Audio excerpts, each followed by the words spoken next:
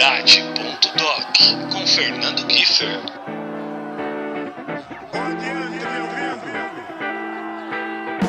Puxa a cadeira, aumente o som e seja muito bem-vindo a mais uma jornada dedicada única e exclusivamente à celebração em torno daquilo que conhecemos por maior amor do mundo. Eu sou o Kiefer, papai babão da Laís e padrasto do Eduardo, sigo por aqui no piloto da nave e adianto que hoje o programa nem precisa começar direito para já termos a sensação de que será mais um daqueles episódios épicos. Afinal, falaremos sobre um tema muito importante e necessário, que é a paternidade homoafetiva.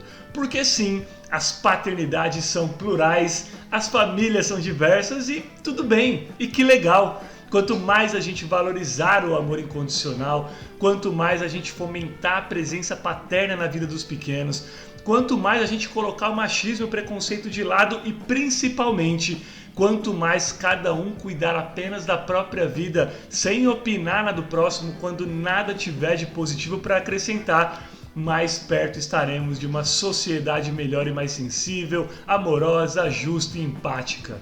E lógico que para desenrolar o papo nessa próxima hora, a gente foi atrás do típico casalzão da porra, daqueles que nos inspiram enquanto parceiros de vida e que também nos mostra a beleza e os sabores que é ter um filho para chamar de meu.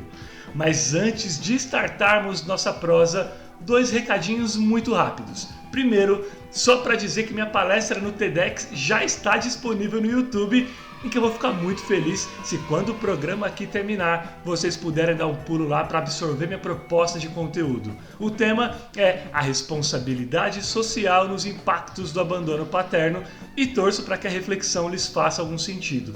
É só jogar na busca do YouTube TEDx Fernando Kiefer, pegar a pipoca e dedicar seus 15 minutinhos lá para me ouvir, maravilha? E segundo, relembrando que agora você, querido ouvinte, pode ser membro da comunidade Paternidade.doc, descolando umas regalias e prêmios crocantes e de quebra, contribuindo com a sobrevivência deste humilde podcast. No meio do programa explico melhor, mas para você não perder tempo, se já quiser sapear enquanto ouve a gente, é só acessar o apoia-se/podcast paternidade. apoia.se/podcast paternidade, o link está aqui na descrição do episódio. Eles me disseram que são empresários e influenciadores digitais, mas quem acompanha essa dupla sabe que os talentos individuais deles não param por aí não. Luke é um baita cantor, Rafa é o grande poeta do rolê e ambos são ótimos atores e até comediantes, por que não? Já que os vídeos, reels e TikToks impagáveis que eles produzem para as redes sociais estão aí para não me deixar mentir. Sucesso nas mídias digitais com centenas de milhares de seguidores. Eles tocam ainda o canal no YouTube com também milhares de inscritos, chamado O Mundo de Nós Três. E nesse momento falam comigo diretamente de Itajaí City, em Santa Catarina. De um lado, o Luke, 32 anos, do outro, Rafa César, de 29. E entre eles, trazendo ainda mais cores para esse relacionamento que já dura mais de 12 anos, o maior presente que um ser humano pode receber da vida, um filho. Aliás, um baita de um filho feliz, amado e muito sorridente. Senhoras e senhores, os paizões do pequeno Cauã de apenas 7 aninhos, ele que também é conhecido como Ranger Vermelho ou PJ Masks do Sul, Luke e Rafa César! Oi! Melhor que apresentação é essa, gente?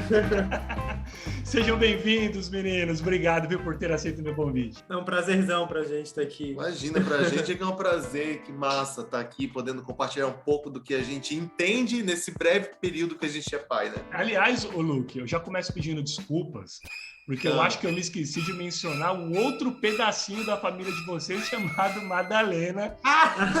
Conta pra gente quem é essa doçura, porque eu já sei que o Cauã não é filho único não, né?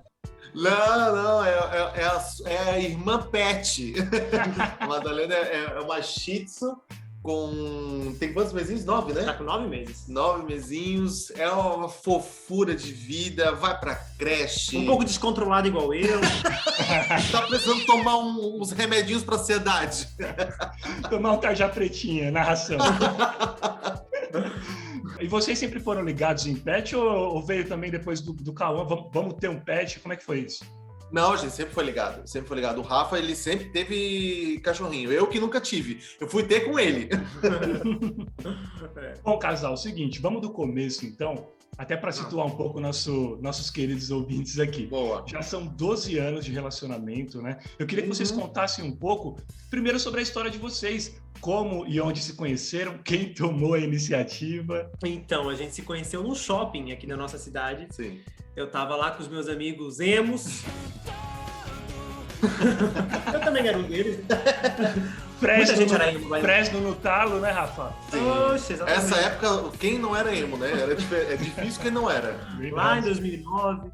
E daí eu tava lá, daqui a pouco ele chegou, todo filho de papai, bem diferente de mim, todo no esquema de camisa social, coisa arada. Daí a gente se viu lá e tal, e ficamos paquerando, né? Ficamos paquerando. Não, dia 3, porque eu sou uma pessoa muito ruim de memória, mas nesse dia eu lembro que era 2h54 da tarde, a hora que eu conheci esse rapaz. 2h54? O horário 2h54. E vocês estavam no mesmo rolê, na mesma turma ou não? Se trombaram? Não. Eu tava lá com os meus amigos emos, e daí o Luke chegou de carro pra comprar... Eu fui no shopping pra comprar ovo de Páscoa pros meus pais, tava bem na época da Páscoa, né? Aí no fim eu fui no shopping pra comprar ovo de Páscoa, eu não comprei ovo nenhum, só fiquei com ele. Ganhou um casamento. Ganhou um casamento. Mas foi tudo muito rápido, assim, Sim. sabe? A gente se conheceu no primeiro dia, a gente já trocou contato, e no outro dia a gente já se viu pra passear e pra conversar. Meu filho, um mês depois, a gente tava morando junto já. Sim. A gente não consegue colocar como qual foi a data que a gente... Não, desde o primeiro dia que a gente se conhece, a gente coloca como se a gente sempre estivesse junto, assim. A gente não tem a gente começou a namorar tanto tempo. O começo de namoro foi no dia que se conheceu já. Foi. Exatamente, Foi. a gente conta no dia que a gente se conheceu. É que a gente tem uma ligação muito forte, assim, sabe? A gente fica falando, né, que a gente tem orgulho do nosso relacionamento pela forma como a gente conduziu o nosso relacionamento desde o início. Sempre teve imaturidade, né? Aquela imaturidade do início, aquela paixonite, aqueles errinhos bobos, mas a gente construiu um relacionamento muito, muito maduro, que a gente se orgulha bastante. Vocês acreditam nessa parada de alma gêmea, assim, que tudo conspirou para que o encontro de vocês acontecesse, essa coisa de nada é por acaso? Vocês se ligam nisso? Eu acho que nada é por acaso. Eu acredito muito nisso. Eu acredito muito em destino. Eu acredito porque eu poderia muito bem ter ido no shopping de Balneário, que era muito mais... eu ia muito mais a Balneário do que a Itajaí. Então, não sei por qual motivo eu decidi ir no de Itajaí. Só para situar geograficamente, até a mim, Itajaí é próximo de Balneário Camboriú, seria isso? É uma cidade... Ladinho. Oi? É do ladinho, é do ladinho. Atravessa uma rua. Entendi. É como se fosse uma cidade vizinha mesmo. Ali. É coladinho. É coladinho mesmo, assim. E vocês também são nascidos aí em Santa Catarina? Ou foram morar em Itajaí? Não, nós nascemos aqui, os dois. Só que no meu caso, eu só nasci. Eu nasci e morei muito tempo em outros lugares, assim. Meu pai ele foi supervisor de banco durante muito tempo, então a gente teve que acompanhar a agenda de mudanças dele, né? Então eu já me mudei mais de 30 e poucas vezes. Cara, e foi bom você falar do seu pai, Luke, porque eu queria até entrar nesse nicho da paternidade para saber um pouco sobre as referências que vocês tiveram na infância, na adolescência, aquele período de construção de identidade e tudo mais. Começando até pelo Rafa, o Rafa que eu sei que acabou perdendo o pai muito cedo, né?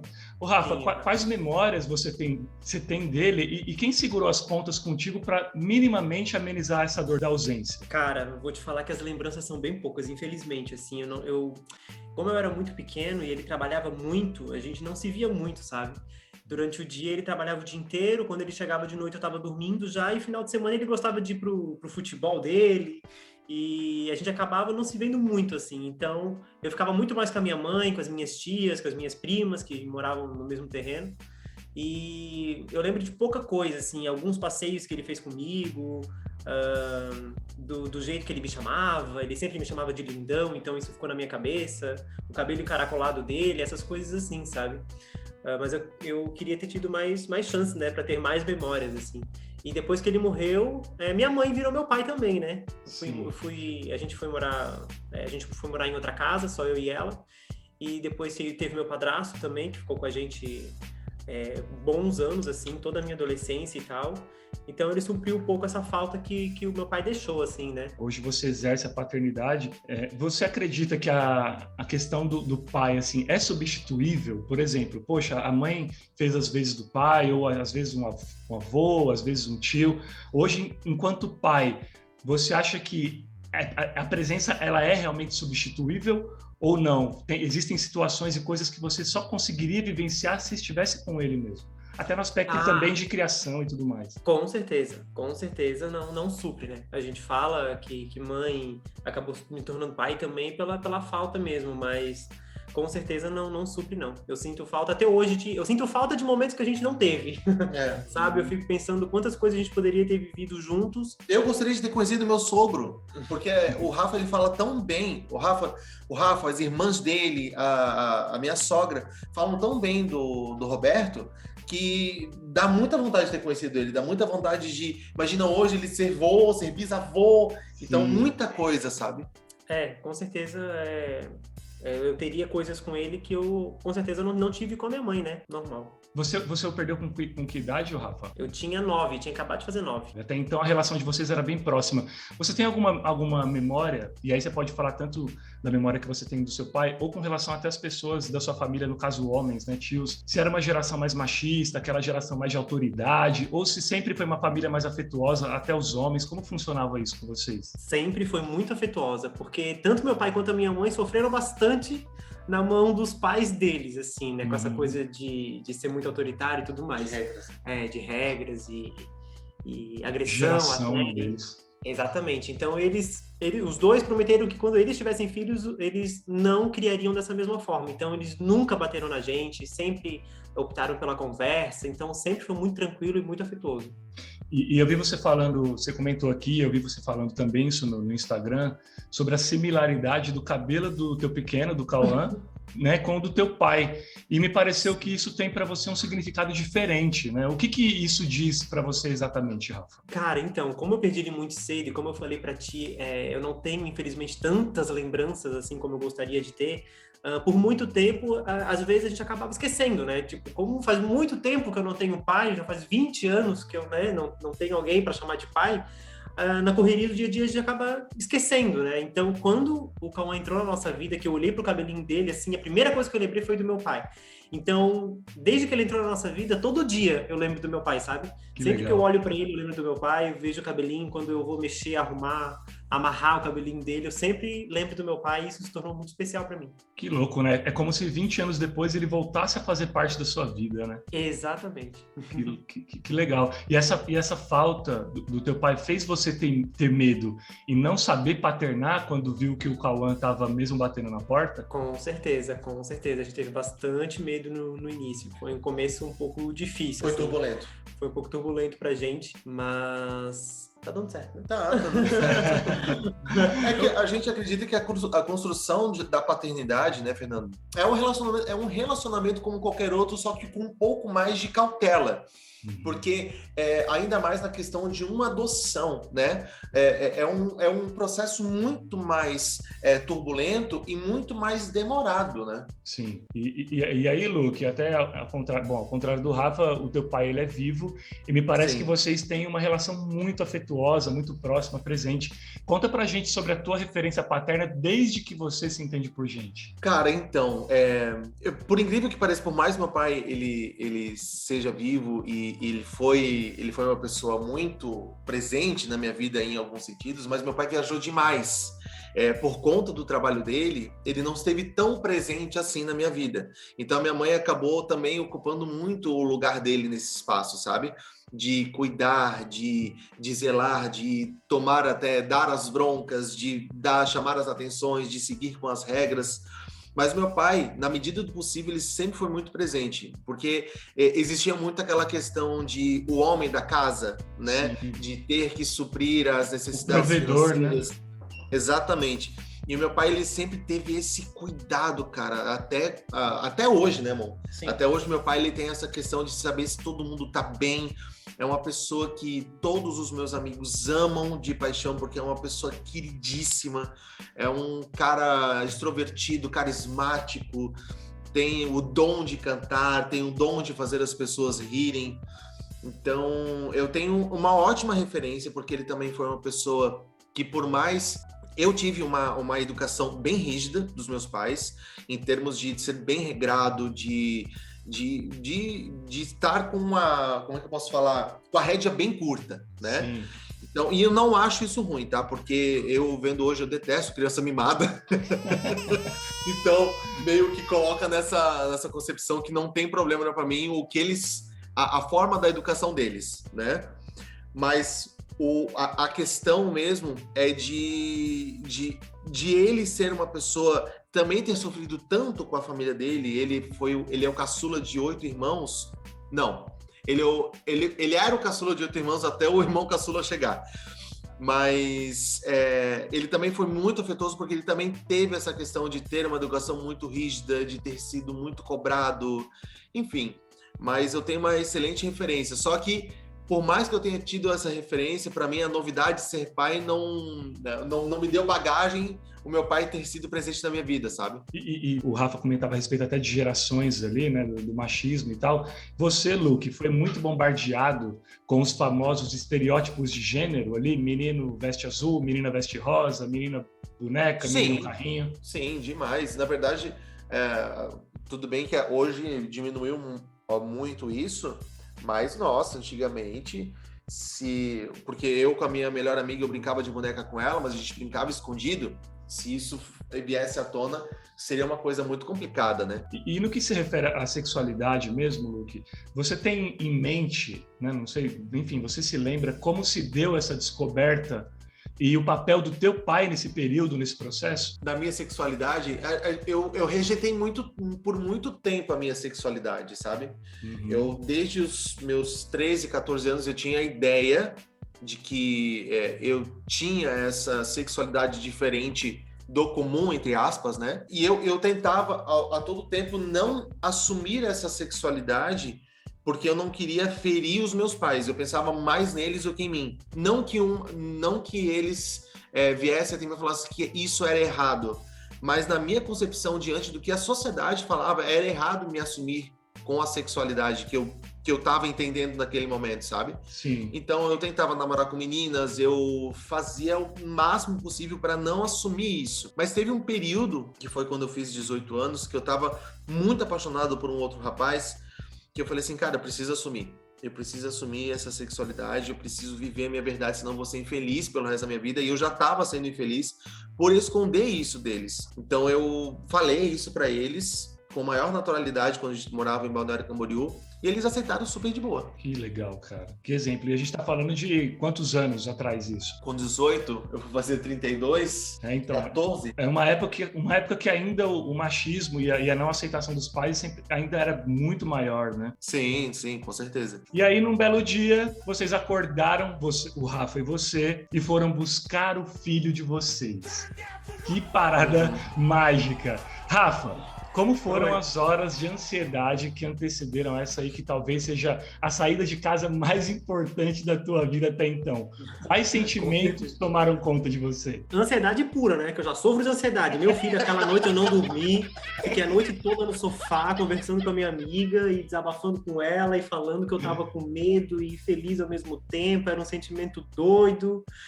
E foi tenso. Nossa, mas para nós dois não é só porque o Rafa é ansioso, não. Para mim, aquela noite foi... Eu queria que chegasse o quanto antes, porque eu queria sentir aquele sentimento, sabe? Sim. E vocês se sentiram pai em que momento, exatamente? Demorou um pouco. Cara, assim, a gente achou que a gente iria se sentir pai já... De começo. De cara, assim, no primeiro dia, mas foi um sentimento confuso, assim, uma montanha-russa, né? A gente fala que ter filho é uma montanha-russa de emoção diária, né? Sim. Mas no começo, assim, foi um pouco complicado. Não por ele, em momento algum. Ele é uma criança super sociável e super tranquila. Ele se adaptou muito mais fácil do que a gente, por exemplo. Ele se adaptou muito mais fácil. Mas pra gente foi um pouquinho complicado a adaptação na primeira semana, assim, tal. A minha mãe ficou lá com a gente e tal. Porque a gente ficou um pouco perdido, assim, sabe? A gente sabia o que a gente precisava fazer, só que a gente travou. A gente travou. Travou, Maite! A gente travou. Por medo, assim, sabe? A gente tava com medo de, será que a gente vai ser o suficiente pra ele? Será que a gente vai conseguir fazer essa criança feliz? E a cobrança, né? E a cobrança, Mas, cara, olhando pra trás, assim, a gente dá risada, né? Dessa primeira semana, assim. A gente fala assim, meu Deus, como a gente foi patético naquele início, meu Deus. Só que o estalo que a gente percebe que deu assim mesmo, a gente falou assim, a gente é pai. É quando ele ficou doente. Cara, quando ele ficou doentinho a primeira vez, assim, foi muito surreal também. Nossa, a gente isso que foi uma gripe, né? Não foi nada demais. Não, mas ele ficou meio malzinho, a gente teve que levar ele no médico. E a gente experimentou uma sensação que a gente nunca tinha experimentado ainda. E daí a gente percebeu, olha... A gente é pai. Esse sentimento aqui é aquele tal que sempre falam mesmo. De a gente querer arrancar aquela doença dentro dele, que essa doença tinha que ser nossa e não dele. E ver ele cabisbaixo, assim, tristinho, vomitando. Eu falei, meu Deus, não, ele não pode passar por isso. Porque aí já vem um monte de coisa na cabeça, enfim. E aí, vou fazer uma pergunta similar, né? Perguntei para vocês como foram as horas que antecederam, né, essa saída de casa importante para buscar o pequeno. Agora, a outra pergunta é sobre o pós. Como foi voltar para casa pai, né? Que nem vocês falaram, foi me sentir pai depois e tudo mais. Mas aquela coisa de olhar para o banco do carro e ver teu filho, entrar em casa e ver o teu filho, né? Os sentimentos tomaram conta de vocês naquele dia. Exatamente qual foi? Foi mais o de medo, mais o de receio? Olha, eu vou falar assim por mim. Eu fiquei desesperado. Porque a gente imagina, a gente tá 11 anos numa bolha, eu e o Rafa, né? 11 anos vivendo intensamente nosso relacionamento e tal. Daqui a pouco essa bolha, ela estoura do nada, sabe?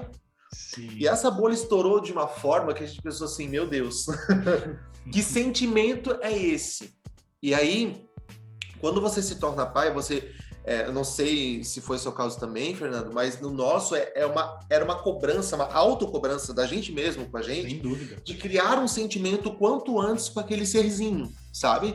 Fala assim, meu Deus, a gente precisa amar incondicionalmente de imediato, a gente precisa, sabe, ser pai já de imediato. E aí, com o tempo que a gente pensou assim, não é bem assim, vai com calma. Cara, e até nisso as paternidades, elas são plurais, porque a gente realmente tem essa cobrança de né, no caso de um casal hétero, né? Então, por exemplo, poxa, a minha esposa engravidou, ou eu amo, desde que ela engravidou, já amo ali na barriga, ou eu já me acho um péssimo pai por não ter esse sentimento integral.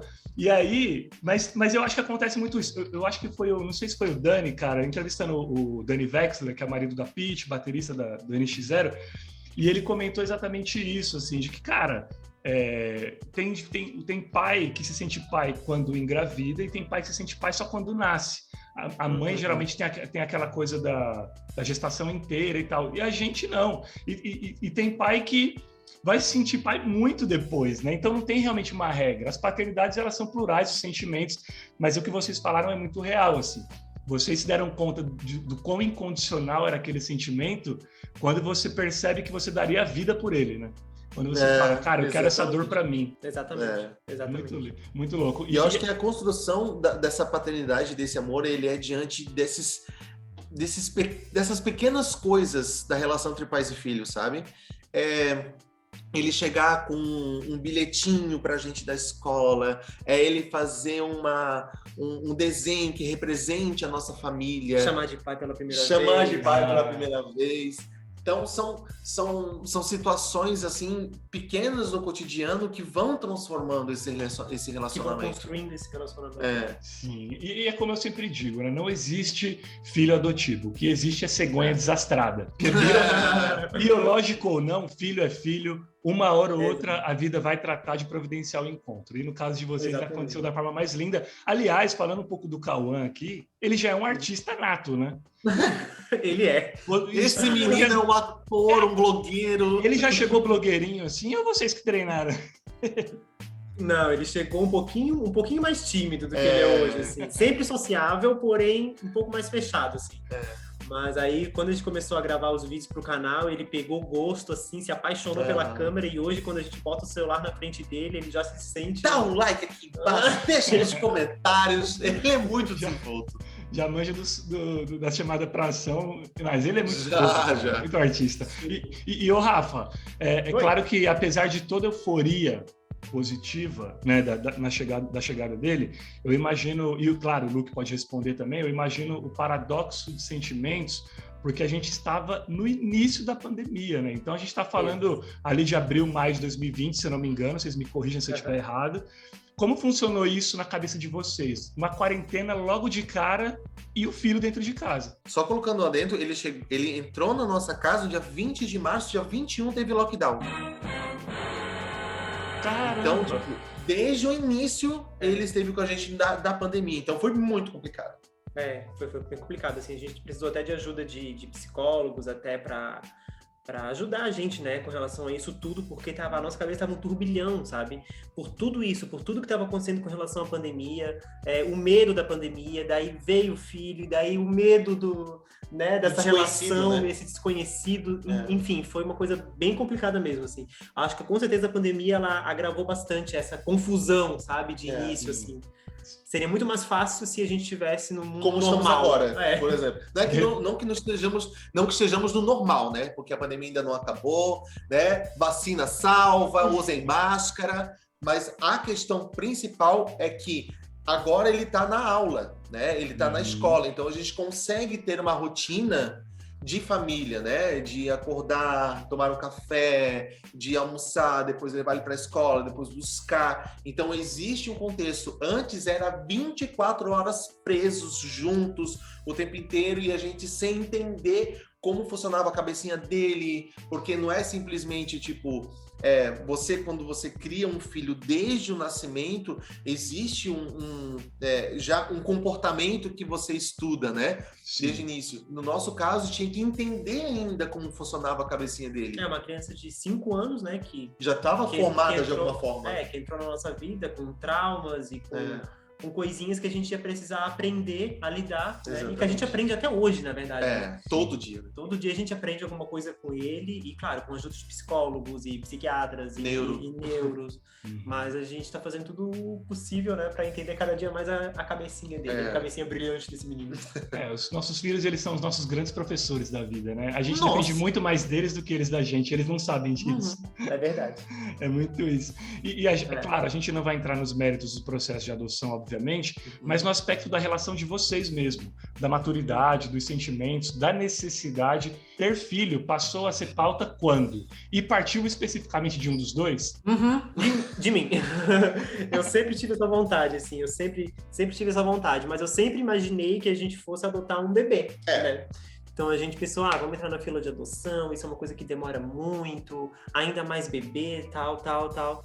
E depois de um tempo, a gente falou que, acho que a gente pode abrir, né, o nosso leque de opções e pesquisando, entendendo mais como funciona, né, aqui no Brasil com relação à adoção e tal. E a adoção tardia pra gente foi tudo. Foi a melhor, não vou dizer que é a melhor opção, mas é porque a gente vê que a conta não fecha, né? No nosso país, a quantidade de crianças que estão para adoção e a quantidade de pessoas que estão na fila para adotar, essa conta ela não fecha. Tem muito mais gente querendo adotar do que crianças para serem adotadas. Então, por que essa conta não fecha? Burocracia, porque a maioria quer bebê. Também, mas é porque a maioria opta por bebês brancos. E então as crianças com mais de 5 anos já fecha muito. É um círculo, né? Entendeu? Então é pouca gente que quer isso, né? Que adotaria uma criança acima de 5 anos. Então tem muita criança acima de 5 anos e adolescentes para adotar. Então por isso que a conta não fecha, né? Então, mas partiu do Rafa. Eu não tinha essa concepção de ser pai até conhecer o Rafa.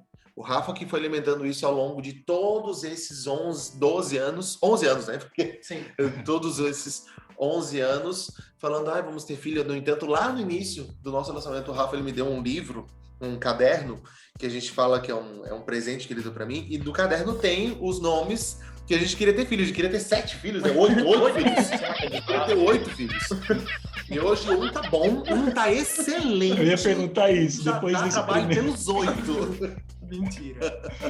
Não, mas eu digo que já desde o início o Rafa alimenta isso em mim, sabe?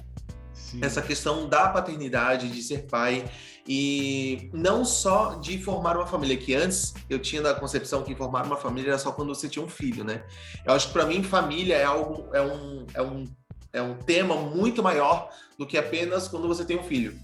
Eu e o meu marido já éramos família, né? A gente apenas incluiu mais uma pessoa na nossa família. E é muito louco vocês trazerem esse depoimento de que, poxa, a nossa ideia inicial era um bebê e tudo mais, isso veio se moldando dentro da gente. Eu acho que isso fica muito mais claro, né, cara, que essa questão da adoção é justamente porque o filho de vocês já estava aí, cara, já tinha nascido o filho de vocês, né? Então, chegou uma hora que tocou no coração, né? Vai lá buscar o teu filho, sabe? É muito, muito... Enfim, existem coisas que a gente nunca vai conseguir explicar, só sentir, né? Não. Sabia que sem o teu apoio, este podcast poderá deixar de existir muito em breve?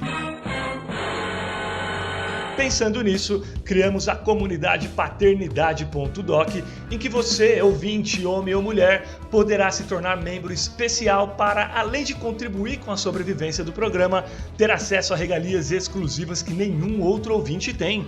Isso mesmo! São diversos planos com valores a partir de R$ 5,00 mensais, com recompensas que incluem participar como ouvinte da gravação de um programa para conhecer os bastidores, participar de sorteio mensal com prêmio sobre a temática relacionamento pais e filhos, receber os episódios inéditos antes de todo mundo, fazer perguntas por áudio aos convidados, ter acesso a uma comunidade secreta só nossa lá no Facebook, participar do nosso grupo de WhatsApp, onde interagimos sobre curiosidades, pautas e bastidores da produção de cada episódio, ter o nome citado ao término de cada programa e levar para casa uma máscara de pano com a marca do podcast. Não é demais? Então, se você acredita no propósito e seriedade do trabalho feito por mim, Fernando Giffer, aqui no Paternidade.doc, não seja um ouvinte comum. Seja membro da nossa comunidade e fortaleça esse trabalho que, como você já sabe, é executado com muito profissionalismo e com a preocupação em agregar positivamente não só aos homens que já exercem suas paternidades de forma ativa, mas também inspirar e despertar reflexões naqueles mais dispersos e relapsos que, porventura, por qualquer motivo que seja, ainda não compreenderam a relevância de seu indispensável e insubstituível papel enquanto ser formador de caráter e educador social.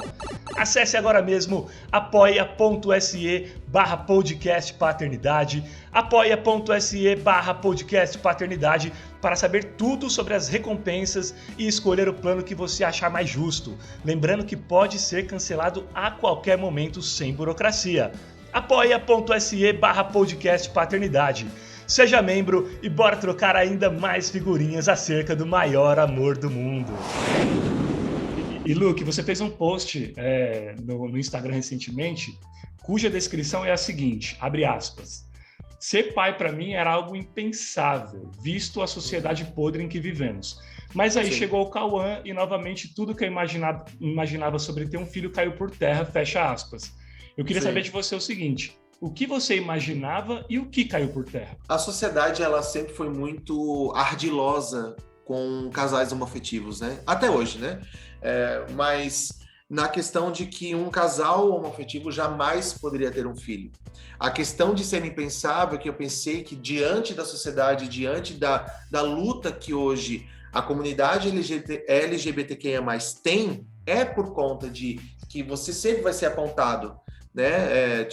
Nossa, é totalmente errado ter um filho, o que esse filho vai ser quando crescer. Era mais medo, né? Era um medo, o impensável é o medo de ter um filho diante da sociedade que a gente tem. Porque só que a gente tem muita sorte, né? A gente tem uma sorte do caramba, assim. Vocês postaram um vídeo com o Cauã recentemente, até falando do lado artista dele, né? Em que ele pega os dois de surpresa quando fala naturalmente que foi adotado, né? Sim. E ele mesmo se emociona. Aí depois da emoção dele vem os abraços, o eu te amo, enfim, tudo muito espontâneo. Inclusive, para quem ouve a gente, é um vídeo curto, e, portanto, é a forma mais rápida de chorar vendo um vídeo, porque eu mesmo tive uma emoção instantânea vendo, assim, porque é de uma pureza e de uma simbologia tão linda que, meu Deus, assim. Aí, Rafa, a minha pergunta para ti é, como que o Cauã lidou com a questão da adoção, com o fato de ter dois pais? Ele aparenta muita maturidade, pelo menos pra gente que acompanha vocês de longe. Sim, exatamente, é o que eu ia falar, ele é muito maduro, assim. ele sempre lidou muito bem, sempre entendeu com muita clareza, com muita naturalidade. Isso é uma coisa que deixou a gente espantado, Muito né? abismado. Porque a gente tinha muito medo. Nas semanas que antecederam a gente ir buscar ele, a gente falava, nossa, será que ele vai entender? Como será que vai ser essa conversa? Será que vai demorar quantos meses? Será que ele vai odiar a gente? Será que quantos meses vai demorar pra gente conseguir explicar pra ele? E foi tão natural, assim, logo nos primeiros dias a gente já começou a conversar com ele sobre isso, sobre nós sermos os pais dele. A gente falava, o que você acha de ter 2 pais? Eu acho muito legal. Eu acho muito legal. Demais. Então, e daí ele foi super entendendo, assim, e quando a gente gravou esse vídeo, a gente não estava esperando que ele fosse falar daquela maneira, porque ele nunca tinha falado antes que ele tinha sido adotado, nem pra gente, nem pra ninguém. Então foi realmente muito emocionante. Até porque a gente estava num diálogo entre, de exatamente falar isso, né? A gente estava falando quem que decidiu primeiro, ter filho primeiro e tal. E aí eu fui falar, e aí vocês me adotaram. E aí a gente ficou realmente muito perplexo, que foi algo... A gente realmente entendeu ele como ele consegue compreender bem até coisas que a gente não precisa nem explicar para ele. Nossa, e a gente tem também um entendimento, assim, de mostrar para ele a realidade da vida, sabe, Fernando? Por exemplo, essa questão de...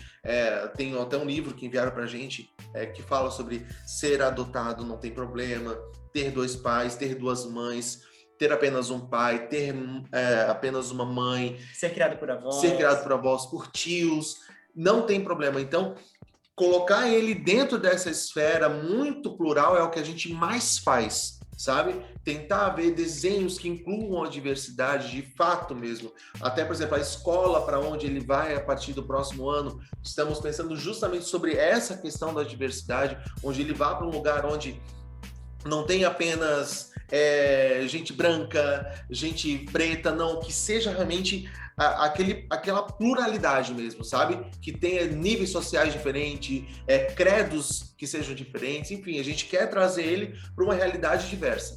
Cara, muito legal vocês falarem isso, porque, por exemplo, gibis, livros infantis, queria que vocês falassem sobre representatividade nesse sentido. Vocês sentem falta, por exemplo, não necessariamente para vocês, mas para o próprio Cauã, de livro infantil, de gibi, até de desenho, o que vocês têm encontrado em abundância ou tem que garimpar muito para conseguir? Tem que garimpar muito para conseguir ainda, infelizmente. A gente sente bastante falta dessa representatividade em desenho, assim.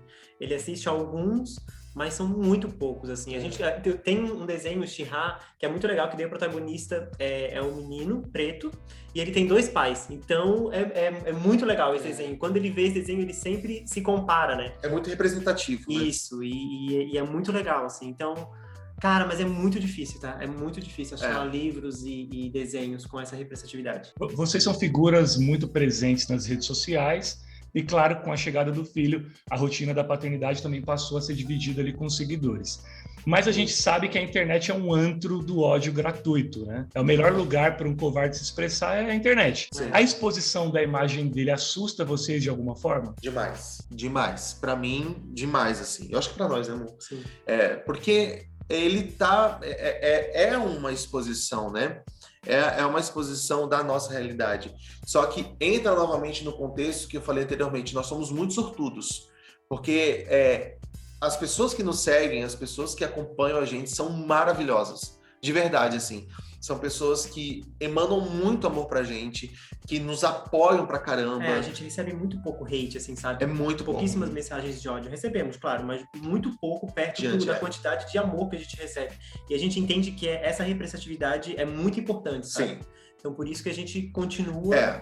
A gente decidiu expor justamente por conta da representatividade, porque assim como nós... Imagina, um casal homoafetivo que está na internet desde 2017, mostrando a nossa vida como um casal, a gente tinha que mostrar a nossa vida agora com um filho, né? Porque a gente recebe muitas mensagens de muitas pessoas falando assim, nossa, vocês mudaram a minha visão de uma família homoafetiva, o meu pai deixou de ser preconceituoso com outros casais por conta de vocês, meu pai, ele acha que agora é maravilhoso que um casal homoafetivo adote uma criança. Então, essa representatividade, a nossa exposição, ela serve para colaborar com a nossa comunidade. sabe? Não deixa de Existe ser um medo legado, por né, trás. Luke? Óbvio, óbvio. Existe medo por trás? Existe, porque como você falou, a internet é uma terra de pessoas preconceituosas, maldosas, que querem a todo tempo e a todo momento achar conivente espalhar o ódio gratuito, né? Mas a gente coloca a nossa cara para bater, a gente coloca a nossa voz e o nosso filho e a nossa imagem a todo momento na internet, justamente para que inspire outros casais, não só homoafetivos, como heteronormativos, como de qualquer outra comunidade. Bom, a questão dos haters na internet, vocês acabam não tendo tanto, até porque vocês têm um público ali muito bem definido, como vocês falaram, um público já que acompanha, que gosta de vocês, mas não apenas na internet, na vida offline também.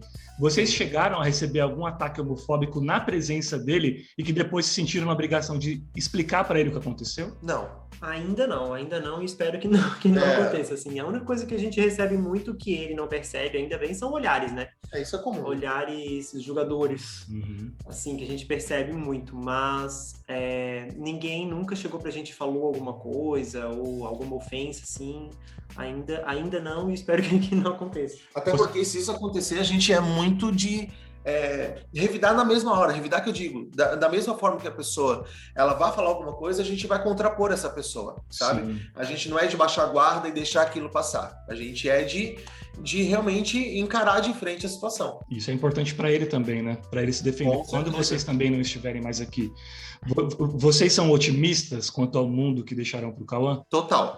Na verdade, quanto à educação que ele vai ter, que ele tem e que ele vai ter, é uma coisa que a gente garante, assim, que ele vai ser uma pessoa que vai respeitar muito as outras pessoas, independente de qualquer coisa, mas precisa ter um respeito, né? E eu acho que o legado que eu posso deixar para o Cauã é isso, é o respeito às pessoas, sabe? Mas eu digo do contrário, ô Luque. Por exemplo, é muito claro dentro da sua cabeça o Cauã que você vai deixar para o mundo. Mas você é otimista, né, com relação ao mundo que vai ficar para ele quando você não estiver mais aqui? Não sou otimista. Porque, querendo ou não, a gente percebe ainda um ódio muito forte, né? Porque o que acontece? Se as crianças do futuro, né, são os pais delas. Então, não tem como a gente acabar com esse preconceito agora, porque os pais dessas crianças preconceituosas estão passando para essas crianças essa educação, né? Esse ódio. Obviamente, a gente percebe que existem também muitos lares onde os pais são preconceituosos e os filhos não são, porque já possuem, hoje, ainda bem que o acesso à internet, ele é bom e ruim ao mesmo tempo, mas as crianças, os adolescentes, os jovens, eles estão tendo essa possibilidade de analisar os dois lados e ver realmente o que é certo e o que é errado, sabe? Mas ainda eu acho que eu deixar um mundo para ele perfeito, otimista, não, acho que ainda é muito cedo. Rafa, o que a paternidade moldou em você? Eita! Tanta coisa. Muita coisa, e muda me molda todo dia, me ensina coisas novas todo dia, assim, me ensina a ser uma pessoa mais paciente, me ensina... Focada. Exatamente. Assim. Determinada. Ele trouxe pra gente, né, eu falo isso por nós dois, tá, Fernando? É porque eu e o Rafa, a gente tem um pensamento muito similar, assim, com essa questão do amadurecimento com a paternidade. A gente amadureceu, acho que uns 20 anos com a chegada dele, nessa questão de pensar num futuro, por exemplo, de deixar alguma coisa para ele, de pensar agora os objetivos são objetivos não que sejam focados nele, mas que ele esteja incluído nesses objetivos e que esses objetivos são muito maiores com a presença dele, sabe? Acho que a questão do foco, da responsabilidade, de você saber que você tem que dar o seu melhor todos os dias para que ele tenha o melhor. Eu não digo só na questão financeira ou na questão de uma estrutura, mas principalmente nessa questão emocional. Você precisa estar muito forte emocionalmente para suprir todas as necessidades de uma criança, sabe? Quem era o Luke antes da paternidade? Quem é o Luke agora? O Luke era muito aventureiro. Um cara que não tinha nem um pouco os pés no chão, mesmo, assim. Eu era muito sonhador. O Luke hoje não. O Luke é um paizão, porque o paizão tem que ser responsável, pé no chão, tem que focar em em coisas que vão dar resultado para que lá na frente o filho dele tenha orgulho dele. A gente vai seguir para o quadro de encerramento do programa, mas queria fazer uma última para vocês, que é o que vocês diriam para um casal homoafetivo nesse momento que está numa tomada de decisão, ter ou não ter filhos. Eis a questão. O que vocês diriam para um casal? Eu vou falar por mim, o Rafa ele pode complementar. Eu acredito que hoje, para você ter um filho, você precisa ter um suporte emocional e familiar muito forte. Em que sentido? Você precisa ter uma cabeça muito boa para poder entender e compreender todos os dias o que se passa dentro daquela cabecinha. Quando você adota ou quando você gera desde o início, você tem que suprir muito as necessidades emocionais daquela criança. Então você tem que ser muito forte emocionalmente falando. E o suporte familiar, porque a família por perto é uma das melhores coisas que existe, para ter laços mesmo, sabe? Para essa criança ela ter os avós por perto, para ter os tios por perto, para ter primos, enfim, esse suporte familiar. E, por exemplo, quando a gente estava mal, eu e Rafa, lá no início, quando ele tinha a nossa vida, se não fosse a minha sogra, durante a primeira semana lá, a gente estaria desesperado, sabe? Então, o suporte familiar é muito, muito importante. Demais. E aí, obviamente, eles precisam procurar um psicólogo para conversar bastante sobre essa decisão, porque não é simplesmente você conversar entre os dois, vamos tomar essa decisão sozinhos. Eu acho que uma ajuda profissional nesse quesito emocional é muito importante. Maravilha. Rafa, quer complementar? É basicamente isso aí mesmo. Eu acho que tem que ter muita conversa. Se há um desejo... o que mais manda é a vontade, né? É a vontade. Ter a vontade de ser pai já é meio caminho andado. Mas muita conversa e, com certeza, uma ajuda profissional conta bastante. Sim. Familiar, tudo. E o Rafa falou uma coisa que eu tinha esquecido, o diálogo é muito importante, porque por conta do Rafa eu mudei muito a minha concepção sobre a paternidade, sabe? Então, e tem muitas vezes, sempre no casal, um que não quer e um que quer. A maioria das vezes é assim, e depois, com o diálogo, ou isso vai pra frente ou isso não vai. Então, o diálogo no nosso relacionamento é uma das coisas muito mais importantes, assim, sabe? Eu acho que um relacionamento sem diálogo é um relacionamento que não existe. Então, eu e o Rafa, a gente tem esse diálogo constante sobre tudo, até sobre o Cauã. Todos os dias a gente fala o que a gente tem que melhorar, o que a gente precisa deixar de fazer, o que a gente precisa continuar fazendo, e entendendo, estudando, e falando, e conversando. Então, esse diálogo precisa ser muito presente na vida de um casal, sabe? Bom, Luke e Rafa, deem um golinho na água aí, toma um copo d'água, porque agora chegamos ao quadro de encerramento do nosso programa, que alguns ouvintes já apelidaram de a cereja do bolo, porque é de fato um momento muito especial. Já explico para vocês o porquê e como funciona. Chave na ignição, memória expandida, hora dela, a cápsula do tempo.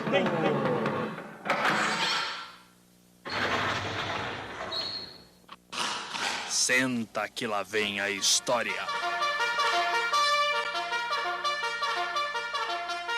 Rafa e Luke, meus amigos, caros ouvintes, é o seguinte. É agora, na cápsula do tempo, que de forma individual, tá? Um por vez, esses dois vão gravar uma mensagem especial para o pequeno Cauã. Isso é legal. Mas este não é um recado qualquer ou uma conversa costumeira que pais e filhos têm habitualmente no dia a dia, nada disso. Vou começar pelo Luke, seguindo uma ordem alfabética aqui, e depois será a vez do Rafa, tá bom, Rafa? Então atenção na dinâmica aí que você é o próximo. Luke, trata-se de uma mensagem que você vai gravar para o Cauã, para que ele possa ouvir no dia em que você, paizão, não estiver mais aqui, vivo nesse mundão de meu Deus. Caraca. Então, pensando que lá num futuro, se Deus quiser bem distante, o Cauã continuará por aqui tendo instantes de medo, angústia, alegria, euforia, momentos em que ele gostaria do seu conselho, orientação, do seu ombro, do seu colo, mas não o mais estiver fisicamente. O que você gostaria de dizer para ele?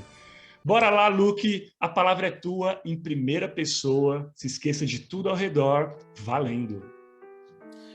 Meu filho, o pai tá aqui, eu sei que deve ser muito difícil esse sentimento que você tá passando nessa cabecinha, deve ser muito confuso viver a vida, né? A vida, ela é uma caixinha de surpresa, todos os dias a gente tem que matar um leão por dia para poder viver, e o pai tá aqui para poder te falar que as coisas vão passar, as coisas elas vão tomar um sentido.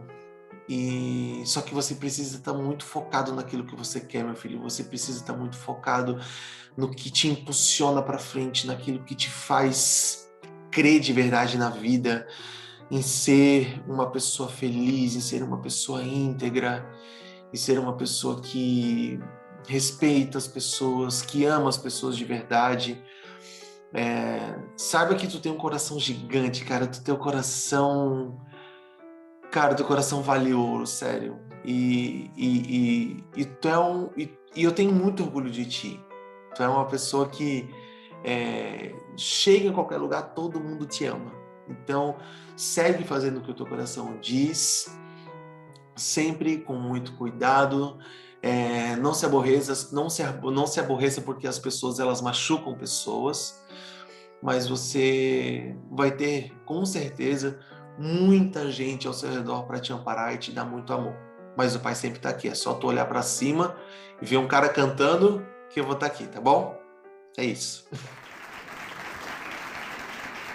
Demais. Pô, legal, Luke. Linda mensagem. Como eu disse, né? Tomara que demore pro Cauã ouvir, mas com certeza ele vai ficar muito orgulhoso. E Rafa, agora é contigo, parceiro. Se um dia você não estiver mais aqui fisicamente e o Cauã se deparar com essa mensagem, o que você deseja que ele ouça vindo de ti? A palavra é tua em primeira pessoa. Se esqueça de tudo ao redor, valendo. Filho, eu queria muito estar aí agora para que você deitasse no meu colo e eu fizesse carinho nos seus cachinhos e te falasse o que você precisa ouvir agora. Mas infelizmente eu não estou aqui, mas eu só quero que você saiba que você é uma pessoa incrível, que sempre nos encheu de orgulho e foi muito amado por nós e é amado por todos. E eu só não quero que você esqueça que tudo passa na vida, tudo vai passar, tanto os momentos alegres como os momentos difíceis. Então, só quero que tu saiba que sempre que você precisar de alguma coisa, é só você pensar em mim, na gente, e sentir todo o amor que a gente sempre te deu e que você saiba que a gente sempre deu o nosso melhor para que você pudesse ser hoje esse cara que sempre nos encheu de orgulho. E tá difícil de falar. Acho que eu vou ter que tomar um pouquinho mais de água aqui, meu filho. Tá sendo difícil essa mensagem, meu amor. Te amo muito. E tô sempre contigo. Demais, Rafa. Obrigado, viu, por abrir o coração aí também, deixar essa mensagem linda para ele. E é isso, gente. Chegamos então ao final de mais um episódio especial do Paternidade.doc, que desta vez aí trouxe à tona um assunto tão importante, sempre no objetivo em continuar levando entretenimento com informação para vocês e, claro, cumprindo com o nosso conceito principal de utilidade pública e responsabilidade social, propondo reflexões e quebra de paradigmas. E você aí no outro lado, gostou? Gostaram? Lembre-se de que toda semana a gente está por aqui em sua plataforma de podcast preferida e aquilo. Quando não é o convidado figura pública, é um programa temático abordando situações de extrema relevância à sociedade no que tange ao universo paterno e também materno, por que não? Luke e Rafa, só gratidão, viu? Obrigado por me ensinarem tanto no dia de hoje. A gente agradece, foi muito especial. Desculpa o nervosismo, tô bem nervoso aqui. Eu sou bem desenvolto nas redes sociais, mas pessoalmente... Ele é muito tímido em podcast. Demais, Rafa, obrigado. Você foi maravilhoso, imagina. Você que é maravilhoso, muito obrigado, viu? Nossa, foi sensacional mesmo. E eu fiquei impressionado com quão detalhista você é em nos pesquisar, né? Em ver coisas que... E tão importante esse podcast realmente em trazer à tona a pluralidade da família, né? Que não existe apenas um conceito, e sim uma pluralidade enorme de famílias no mundo todo. O teu trabalho é incrível, parabéns. Obrigado, gente. De coração, obrigado mesmo. Eu espero que seja, além de tudo, uma recordação boa para a família de vocês, para vocês sempre lembrarem e ouvirem com carinho. Vocês querem falar de alguns dos projetos de vocês, até das redes sociais, canal no YouTube, enfim? Se vocês quiserem seguir a gente, o meu é Luke, é @mundodoluke, Luke. E do Rafa? Eu, Rafa César, em todas as redes sociais. E a gente tá todo dia lá, postando nosso dia a dia, mostrando as coisinhas. Se vocês querem ver um casal doido, pode seguir a gente. Cara, as redes sociais desses dois é muito incrível, assim, muito inspirador. E como eu falei no início do programa, não é só inspirador com relação à paternidade, não.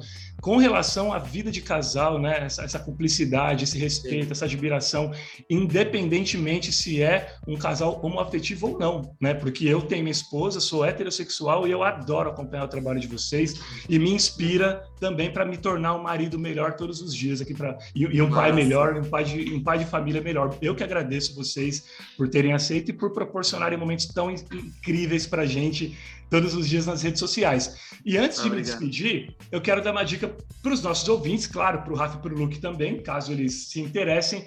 Ano passado, gente, eu levei para o ar no YouTube um projeto chamado Aspas Invisíveis, para falar com pessoas consideradas invisíveis pela sociedade. E um destes episódios, o tema foi homossexualidade, e o entrevistado foi o Paulo Bispo. Ele me relatou sua experiência com preconceito, aceitação da família, enfim, muitas outras coisas.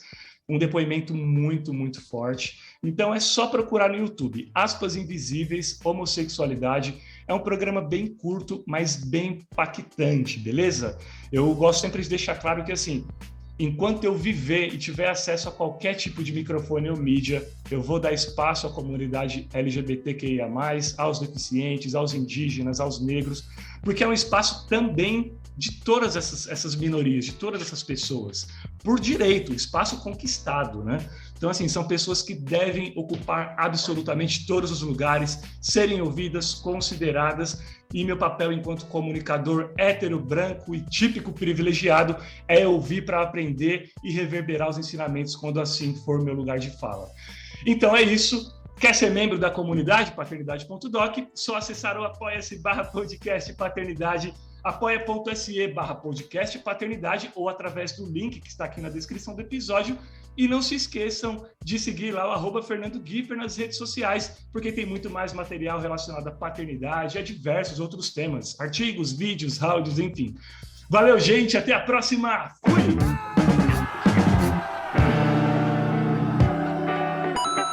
Você ouviu Paternidade.doc com Fernando Guifer.